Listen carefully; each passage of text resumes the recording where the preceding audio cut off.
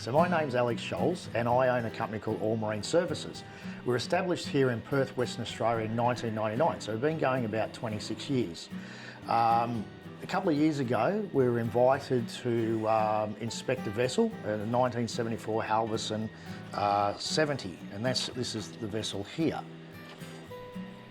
right? Which led on to us actually getting involved in rebuilding the whole boat from a shell back. And what we're currently working on is turning that vessel into this. Right? We've been going a couple of years now. We're now getting to the exciting part where you can actually see a lot of change. Okay, so look, I just so you know a little bit about me. I've been around boats since I was 10, 12 years old. I grew up in Port Macquarie on the east coast of New South Wales, and I used to do a lot of game fishing.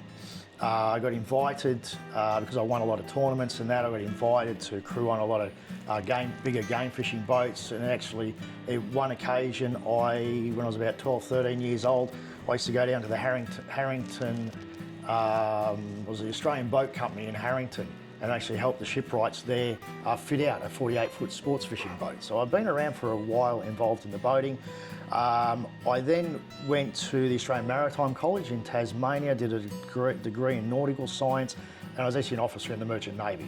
Part of the training involves being a shipwright, doing naval architecture, plumbing, electrics. We did a dual certification, so I did engineering as well. And then I travelled the world for about 10 years as an officer for BHP Transport. And then after that, I decided, well, I want to do something else, but using the knowledge that I had gained through all of my tertiary education and practical experience. So I ended up on the Gold Coast, and I got a job to drive a 70-foot motor yacht to Perth. That's how I ended up here, and then I started up the company, because in Perth at the time there was something like 20,000 privately owned powerboats registered in Perth alone. So I thought, well, it was the highest concentration of boat ownership in the whole of Australia. I got a call from one of our long-term clients that lives here in Perth, and they said they had a very, very good friend they'd known for a long time, and he was looking to purchase a HALVORSEN, particularly. And there was one here in Perth that he liked, and would I be available to go and have a look at the boat and give him some recommendations on it? So that's sort of how it started. So I didn't actually meet the owner at that time. Right. COVID was also on, so the border in WA was closed. So no one could come in, no one could go out. So that also added to a little bit of logistical nightmare.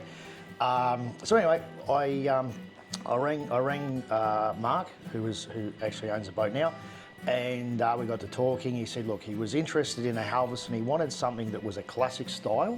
He'd owned super yachts in the past, so he was a long-time boat owner. He'd commissioned new builds as well, of vessels around 100, 150 feet. So he wasn't a novice when it came to boating, but he wanted something that was smaller, that he could just, use with immediate family and the grandchildren and things like that. So 70-foot small. Yeah, well, it is for him, yeah. So he wanted a smaller boat that he could, do the Hawkesbury. Yeah. I always say, go up the river, sit out on the back deck, read the paper, that type of thing, have a coffee, and just relax. So what did you have to look for when you were going down to look for it? Okay, so the brief was basically, as long as structurally the hull of the vessel is sound, then the rest of it didn't matter too much, because he had the intention of rebuilding the boat. Yep.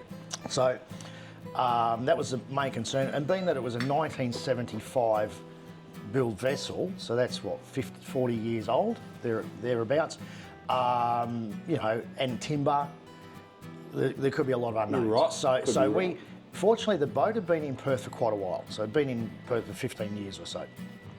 I spoke to contractors that worked on the boat before, that done that, to the condition of it and that type of thing, and remarkably, the hull was structurally very sound.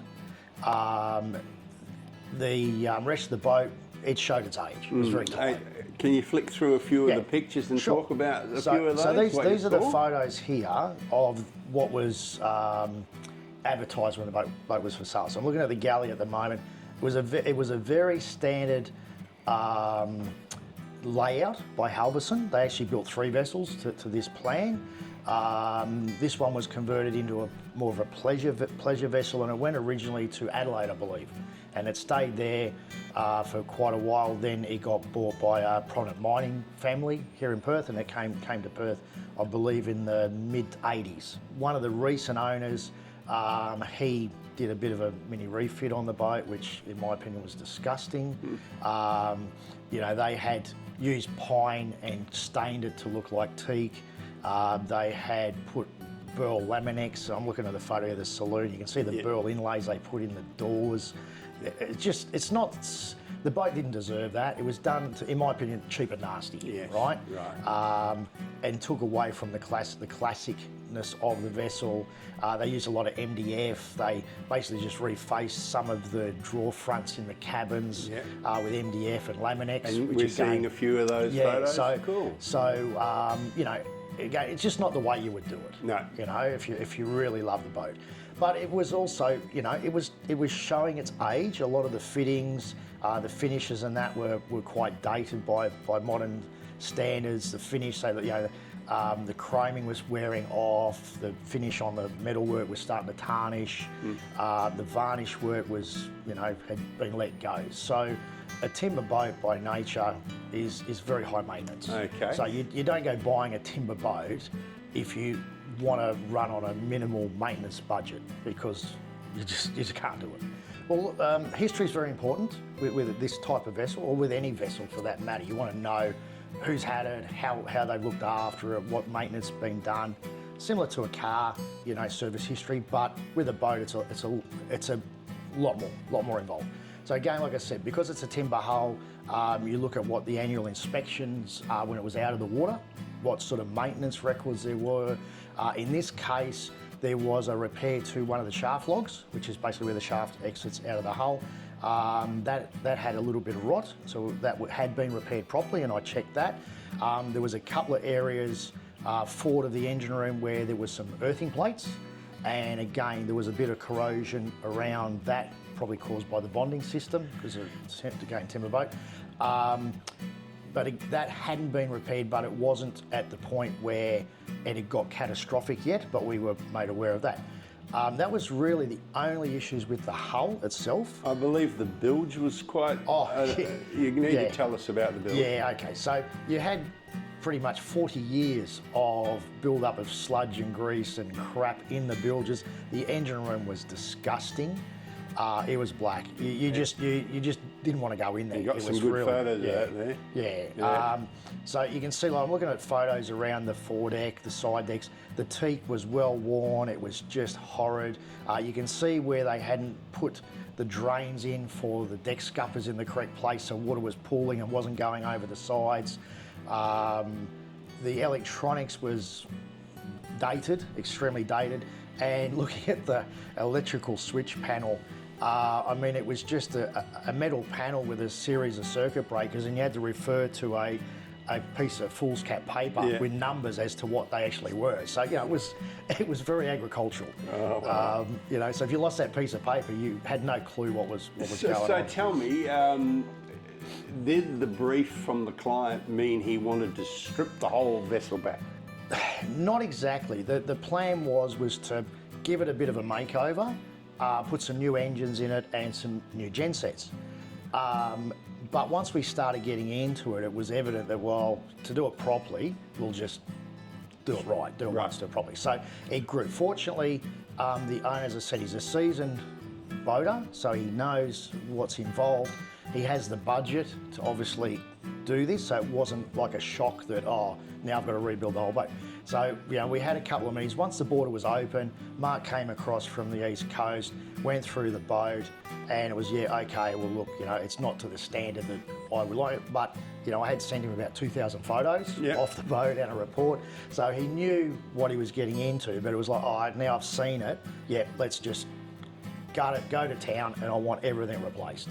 So we spent, we started gearing up for that. So I'm looking at these photos here when I went through. A lot of the stuff on the boat didn't work. It was tired. It was really 40 tired. Years tired. It just hadn't had the money spent or the labour to maintain it. But structurally, it was a sound boat. Fine. So he's given you the green light. He says, I'm going to buy it. Yep. Okay, so he purchases the vessel. Yep. And then you travel down to Henderson. Yeah, So that you should have a file of photos there. That was interesting because the boatman that had been involved with the vessel prior to the sale, he was actually a tug captain. And I said, oh, we're going to take the boat for a run down to Henderson. And he was like, shit, it hasn't gone anywhere in like 18 months. You know, are you going to get there, sort of thing. So I got the mechanics down. We went through the engines to make sure that, you know, they were going to work. We did have an exhaust manifold leak on one of the engines. I suppose I could say, well, fortunately the engine room had portholes. So we just opened the portholes and that vented the gas out because we had about a 10-mile run to go to the marina. So, you know, I wasn't going to do anything that compromised the safety of the vessel or the crew. But at the same time, we didn't have far to go. I had more than enough people on board and standing by. We had crash pumps, everything we could do to prepare for anything that could be catastrophic. We did as well. So the boat actually travelled really, really well. Yep. We had probably picked, unfortunately, the only day of the week where it was windy, and people that know Fremantle know it gets windy here. But it handled it really well. We took the boat down to Henderson, to the shipyard down there. Yep. And we lifted it out of the water, and that's pretty much where it stayed. So initially we were on the hard stand outside. Yep. We got some skip bins in. We just started tearing the boat down, preparing it to go into the shed because you know, we needed at that time we needed to just really see what we're looking at. We didn't need to be in the shed at that time. I think there may have been a boat in there already. Okay, well, we'll have a look at that in the next video, if that's okay. I did notice a little bit of rot when the boat was lifted out of the water on one of the bits of wood underneath the vessel. What was that? Yeah, well, that was what I was talking about. Was the boat was quite being timber. The designed in that era to be lifted, well, not lifted with a travel lift, but go on like what do you call the bloody thing? The slipway, right? So where it sits on the keel and it goes on a slipway. Yes. Right? Not the modern day travel lifts that we have now. Okay. So structurally, you've got to be careful how you lift these vessels because of the way the framing and that is in the hull. So we also found that they had extended the keel. That was on the piss. That's an Australian phrase for not straight. It had some bilge keels fitted to it as well, which again, we took it all back to how it was designed from the factory. And just so you know where we're located, where we're rebuilding this HALVORSEN 70-foot timber beauty, we are located at the port of Fremantle with the city of Perth up the river. If you watch this Google Earth animation, it gives you an idea where we are. For those enthusiasts that follow the America's Cup, Fremantle was the first location for the defence of the America's Cup in 1987 that was held outside of New York. It's also the birthplace of the replica of Captain Cook's Endeavour and the Age of Discovery Dutch vessel, the Duifken. Both these seafaring replicas now reside at the Australian National Maritime Museum in Sydney. And if you're ever in Sydney, have a sail on one. That's an introduction to the project. Thanks for watching, and please do subscribe to this channel on the button below and join us as often as you can, because here we'll cover the teardown of all areas, new design ideas, drawings, work in progress and before and after information, and Alex and his team of shipwrights transform her into something special. We'll see you soon.